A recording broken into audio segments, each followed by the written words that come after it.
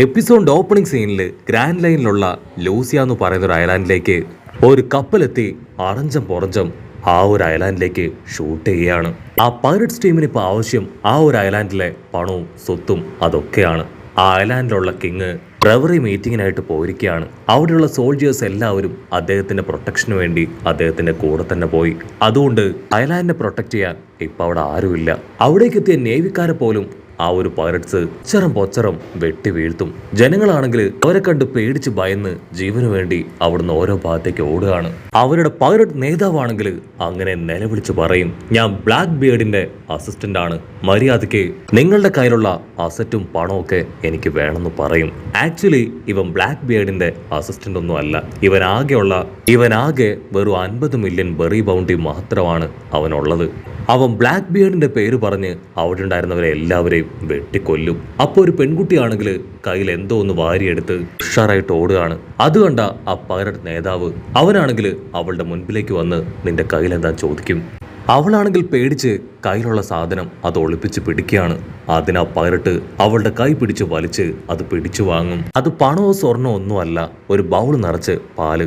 അവളാണെങ്കിൽ പൈററ്റിനോട് കെഞ്ചും, please ദയവ് ചെയ്ത് ആ പാല് അതെനിക്ക് തിരികെ തരണം. ഇവിടെയുള്ള അനാഥ കുഞ്ഞുങ്ങൾക്ക് കൊടുക്കാനായി ഞാൻ കരുതിയതാണ്. അവർ ഇതുവരെയായിട്ടും അല്പം പോലും ഭക്ഷണം കഴിച്ചിട്ടില്ല.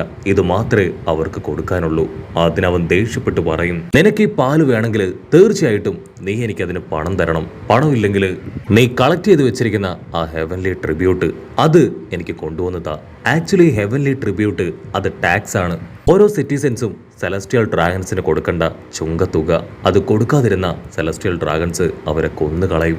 അവളാണെങ്കിൽ ടെൻഷനായിട്ട് അവനോട് പറയും, അയ്യോ ഇല്ല, ആ എമൗണ്ട് അത് തരാനായിട്ട് കഴിയില്ല എന്ന് പറഞ്ഞ് ആ പാലിന് വേണ്ടി അവനോട് വീണ്ടും വീണ്ടും അങ്ങനെ യാചിക്കുകയാണ്. അതിൽ കലി കയറി അവനാണെങ്കിൽ അവളെ ആഞ്ഞടിക്കും. അവള് തെറിച്ചുപോയി ഒരു ഫ്ലാഗ് ഒക്കെ പിടിച്ചു തന്ന ലേഡിയുടെ ദേഹത്തേക്ക് ഇടിച്ചു വീഴുകയാണ്. അടുത്ത നിമിഷം അവരെ എല്ലാവരെയും ഞെട്ടിച്ചുകൊണ്ട് ആ ഒരു സ്ഥലം അതാകെ ഇളകി മറിയാണ്. ഫ്ലോറൊക്കെ തകർത്ത് ഇപ്പോൾ ഒരു ജയന്റ് മാൻ പുറത്തേക്ക് വരും. കുട്ടിപ്പാവാടയും ചെറിയ ബെൽറ്റൊക്കെ ഇട്ട് ഒരു ചുന്ദരനോ ചുന്ദരിയോ എന്നറിയാത്ത ഒരു ചുന്ദരനായ ഒരു ചുന്ദരി. അവനെ കണ്ട് നമ്മുടെ പൈററ്റ് നേതാവാണെങ്കിൽ പേടിച്ച് നിൽക്കുകയാണ്. ആ പൈററ്റ് നേതാവാണെങ്കിൽ അവന്റെ അസിസ്റ്റൻസിനോട് ആ ഒരു ജയന്റിനെ അറ്റാക്ക് ചെയ്യാൻ പറയാണ്. അതിനാ ജയന്റ് ആണെങ്കിൽ അവന്റെ കയ്യിലുള്ള വലിയ ട്രേഡൻ അതുപയോഗിച്ച് ആ ഫ്ലോർ തന്നെ തകർത്ത് അതുപയോഗിച്ച് അവരുടെ മുഖത്ത് ആഞ്ഞടിക്കും. ഇവിടെ ജനങ്ങൾക്കാണെങ്കിൽ ഒന്നും മനസ്സിലാവില്ല. അവർ ഇതുവരെ ഇങ്ങനെ ഒരു ജയന്റിനെ അവിടെ കണ്ടിട്ടില്ല.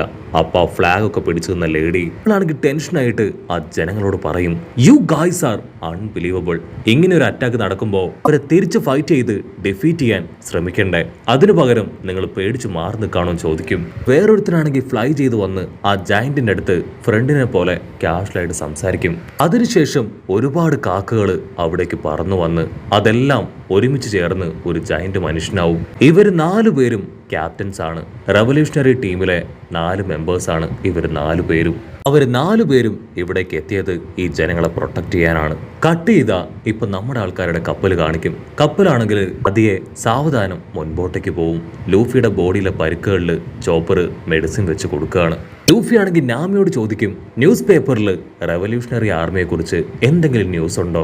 ആക്ച്വലി ഈ റെവല്യൂഷണറി ആർമിയുടെ അവരുടെ ദൗത്യം വലിയ വലിയ നേവി ഓഫീസേഴ്സിനെ അവരെ തകർക്കുക, അവരുടെ അണ്ടറിൽ കഷ്ടപ്പെട്ട് കഴിയുന്ന സാധാരണ ജനങ്ങളെ അവരെ മോചിപ്പിക്കുക, പ്രധാനമായിട്ടും സെലസ്റ്റിയൽ ഡ്രാഗൺസിന്റെ ദുർഭരണം അവസാനിപ്പിച്ച് അവരെ മര്യാദ പഠിപ്പിക്കുക. ഇതൊക്കെയാണ് അവരുടെ ധർമ്മം. റെവല്യൂഷണറി ആർമിയുടെ ക്യാപ്റ്റൻ അത് മറ്റാരുമല്ല, സാക്ഷാൽ മങ്കി ഡി ഡ്രാഗൺ.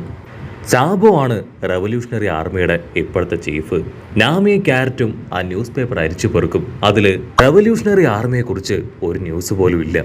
ഇപ്പൊ ആ റെവല്യൂഷണറി ആർമി അവരുള്ളത് കമബക്ക കിണ്ടത്തിലാണ്. അവിടേക്ക് നമ്മുടെ ഇവാനാണ് അവരെ സ്വാഗതം ചെയ്യുക. അവിടുന്ന് അങ്ങനെ ക്യാമറ സൂം ചെയ്ത് സാബോയെ കാണിക്കും. അവനാണെങ്കിൽ ന്യൂസ് പേപ്പറിൽ ലൂഫിയുടെ ന്യൂസ് ഒക്കെ വായിച്ച് ആയിട്ട് അങ്ങനെ ഹാപ്പി ആയിട്ട് കിടക്കുകയാണ്. അങ്ങനെ കട്ട് ചെയ്ത് ഇവാങ്കോ ആളാണെങ്കിൽ ഇപ്പൊ ഡ്രാഗന് ലൂഫിയെ കുറിച്ചുള്ള ന്യൂസ് ഒക്കെ കാണിച്ചു കൊടുക്കുകയാണ്. പക്ഷെ ഡ്രാഗൺ ആണെങ്കിൽ അതൊക്കെ കണ്ടിട്ട് യാതൊരു ഭാവവ്യത്യാസവും ഇല്ല. അതിനുശേഷം റെവല്യൂഷണറി ആർമിയിലുള്ള ചീഫ് ഒഫീഷ്യൽസ് അവരെല്ലാവരും ഒരു വട്ടമേശയ്ക്ക് ചുറ്റും ഇരിക്കുകയാണ്. അതിനുശേഷം ആയിട്ടുള്ള ഒരു മീറ്റിംഗ് അത് സ്റ്റാർട്ട് ചെയ്യും. അതേസമയം സാബു ആണെങ്കിൽ ലൂഫിയുടെ ന്യൂസ് ഒക്കെ വായിച്ച് ഹാപ്പി ആയിട്ടിരിക്കുകയാണ്. അപ്പോഴായിരിക്കും എപ്പിസോഡിന്റെ തുടക്കത്തിൽ റെവല്യൂഷണറി ആർമിയിലെ 4 പേര് ഒരു ഐലാൻഡിനെ പ്രൊട്ടക്ട് ചെയ്തതായിട്ട് കാണിച്ചില്ലേ? ഒരാളാണെങ്കിൽ ഇപ്പൊ സാബുയെ കോണ്ടാക്ട് ചെയ്യും. ഇവിടുത്തെ മിഷൻ അത് കംപ്ലീറ്റ് ആയി, എത്രയും വേഗം ഞങ്ങൾ അവിടേക്ക് എത്തുമെന്ന് പറഞ്ഞ് അവൻ ആ കോൾ ഡിസ്കണക്ട് ചെയ്യും. കമബക്ക കിൻഡത്തിലെ ഓരോരുത്തരും റവല്യൂഷണറി ആർമിയെ കാണാനായിട്ട് കണ്ണിൽ എണ്ണ ഒഴിച്ച് ആകാംക്ഷയോടും ആർത്തിയോടും കൂടെ കാത്തിരിക്കുകയാണ്. ഇവിടെ ഡ്രാഗൺ ആണെങ്കിൽ ആളുടെ മീറ്റിംഗ് സ്റ്റാർട്ട് ചെയ്യും. ഡ്രാഗൺ ആണെങ്കിൽ എല്ലാവരോടുമായിട്ട് പറയും ആ റെവറി മീറ്റിംഗ് അത് സ്റ്റാർട്ട് ചെയ്യാനായിട്ട് പോവാണ്.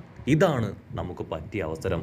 നമ്മുടെ പ്രധാന ശത്രുവായിട്ടുള്ള സെലസ്റ്റിയൽ ഡ്രാഗനെ തകർക്കാനായിട്ട് ഒരു ഓപ്പൺ യുദ്ധം അത് തന്നെ നമുക്ക് നടത്തണം. അതേസമയം ആ ലൊലോസിയൽ ഐലാൻഡ് കാണിക്കും.